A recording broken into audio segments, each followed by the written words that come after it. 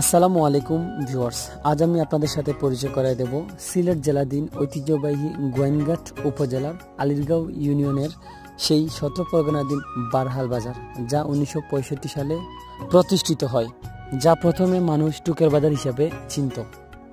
বর্তমানে বারহাল বাজার আমাদের 17 পরগনার সবচেয়ে পপুলার একটি বাজার হিসেবে ধরা হয়। উক্ত বাজারের চতুর্পাশে রয়েছে বিভিন্ন ধরনের প্রতিষ্ঠান, বিশেষ করে ফাজিল মাদ্রাসা, রয়েছে উচ্চ বিদ্যালয়, প্রাইমারি স্কুল সহ বেশ কিছু কিন্ডারগার্টেন। আমাদের 17 পরগনাধীন এই বারহাল বাজারে সারা বছর ভালো ভালো মাছ এবং ভালো ভালো সবজি পাওয়া যায়। আমাদের আশপাশের ম্যাক্সিমাম লোক এই বাজারে এসে বাজার করে থাকেন।